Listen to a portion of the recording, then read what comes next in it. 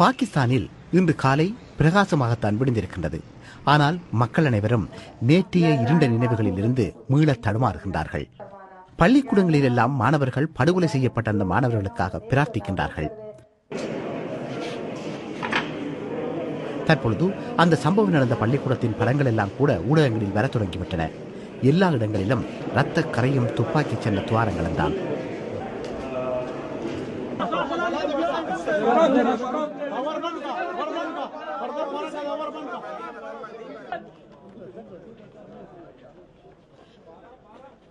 அல்லாஹு அக்பர் அல்லாஹு அக்பர் அஸ்ஸலாமு அலைக்கும் வ ரஹ்மத்துல்லாஹ் அஸ்ஸலாமு அலைக்கும் வ ரஹ்மத்துல்லாஹ். தலிபான்களால் கொல்லப்பட்ட மாணவர்களுக்கான இறுதி நிகழ்வுகள் இன்று பல இடங்களில் நடந்திருக்கின்றன. எங்கும் பலத்த சோகம். 130 சிறுவர்களும் 9 ஆசிரியர்களும் கொல்லப்பட்டிருக்கின்றார்கள். பாகிஸ்தானில் தலிபான்கள் நடத்திய மிகவும் மோசமான தாக்குதலாக இது பார்க்கப்படுகின்றது.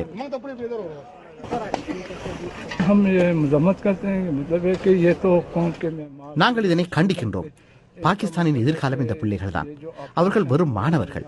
நடக்கின்ற ராணுவ நடவடிக்கைகளுக்கும் வேறு விஷயங்களுக்கும் அவர்களுக்கும் என்ன சம்பந்தம்? அவர்கள் அப்பாவி மாணவர்கள் என்றார் இறந்து போன மாணவர் ஒருவரின் உறவினர்.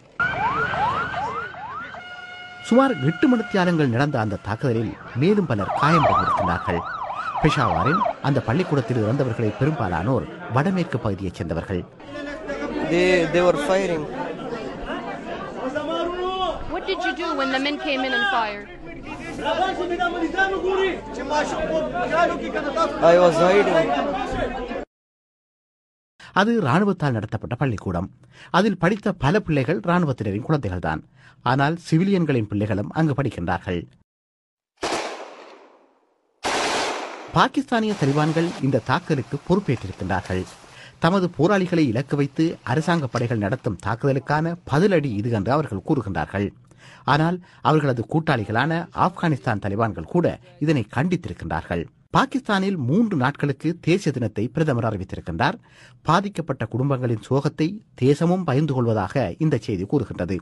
ஆனால் பயங்கரவாதிகளுக்கான செய்தி என்பது இந்த இரத்த களரிகள் நிறுத்தப்பட வேண்டும் என்பதுதான்.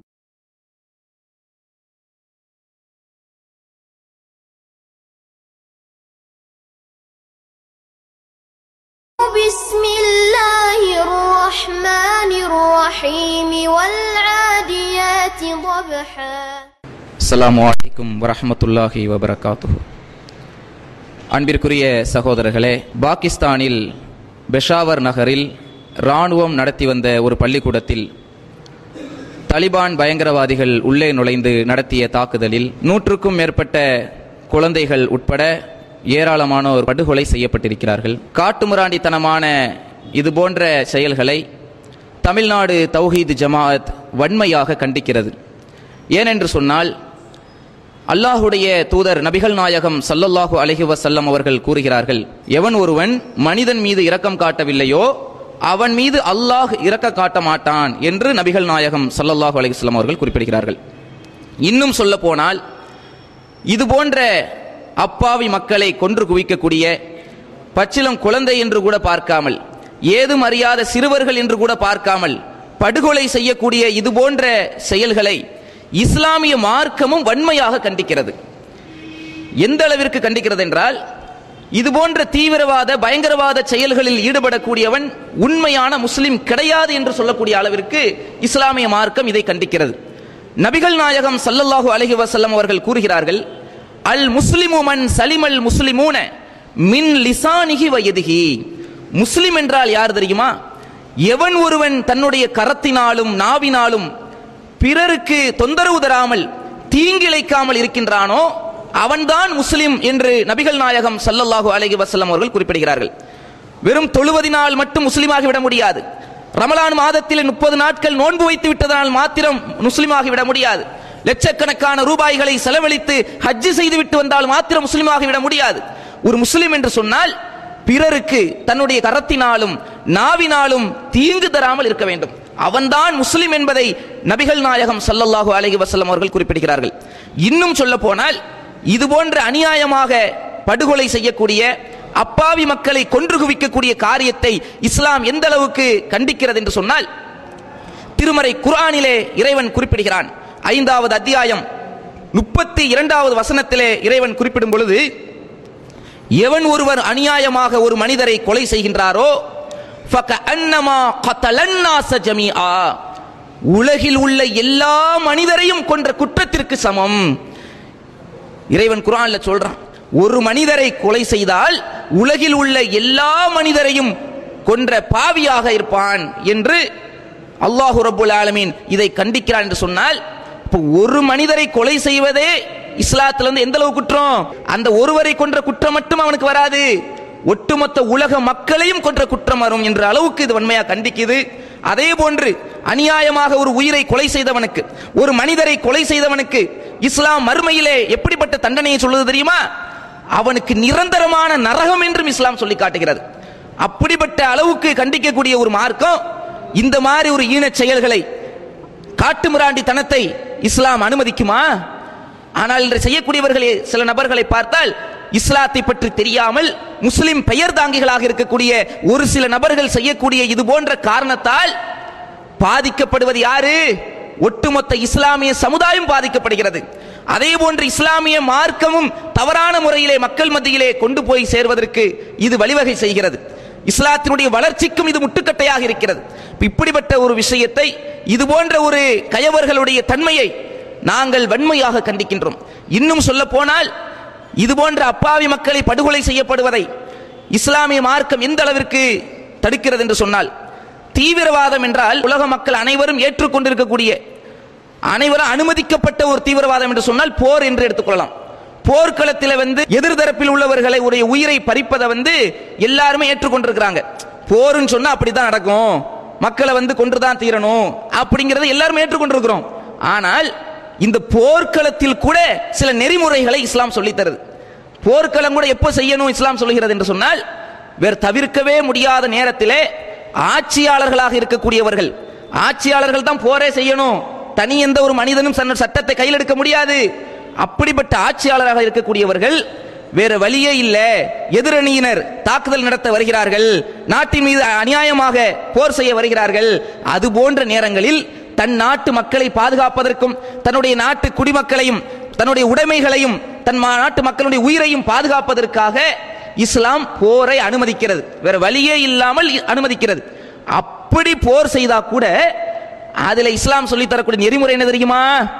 போர்க்களம் என்று வந்துவிட்டால் அங்கே குழந்தைகளை கொல்லக்கூடாது, சிறுவர்களை கொல்லக்கூடாது, பெண்களை கொல்லக்கூடாது, மதகுருமார்கள் எந்த மதத்தை சேர்ந்த மதகுருமார்களாக இருந்தாலும் அவர்களை கொல்லக்கூடாது, அதே மாதிரி வணக்க வழிபாட்டு தலங்களை சேதப்படுத்தக்கூடாது, பொது சொத்துக்களை சேதப்படுத்தக்கூடாது என்று சொல்லி போர்க்களத்தில் கூட மனிதநேயத்தை சொல்லி தந்த மார்க்கம் இஸ்லாம். இது எங்கேயாவது கேள்விப்பட்டிருக்கிறீர்களா?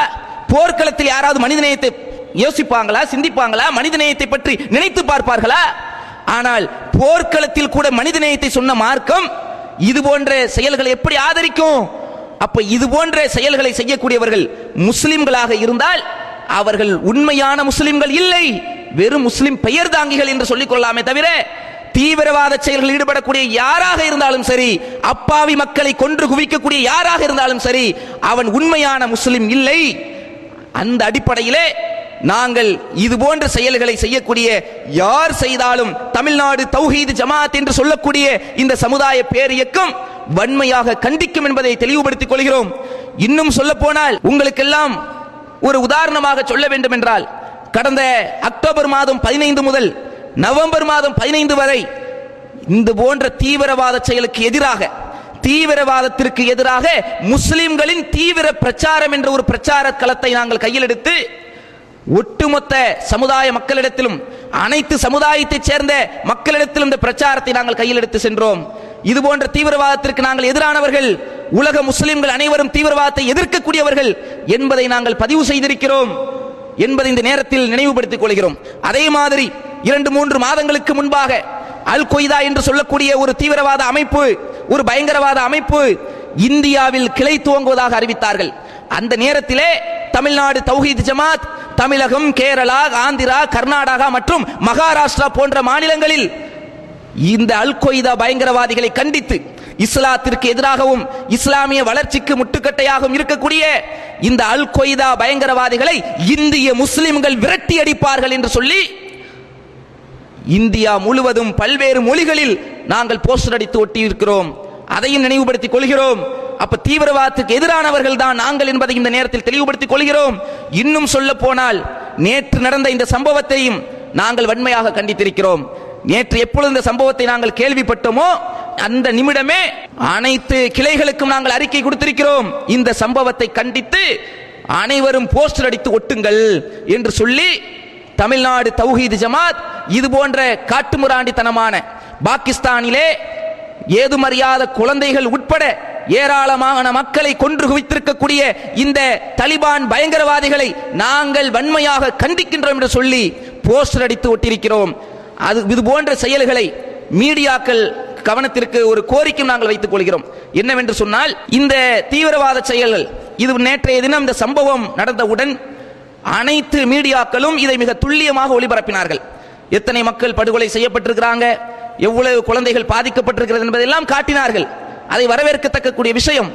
ஆனால் இது போன்ற செயல்களை காட்டும் பொழுது இஸ்லாமிய சமுதாய மக்கள் இதை எந்த அளவுக்கு எதிர்க்கிறார்கள் என்கிற விஷயத்தையும் நீங்கள் பதிவு செய்ய வேண்டும்.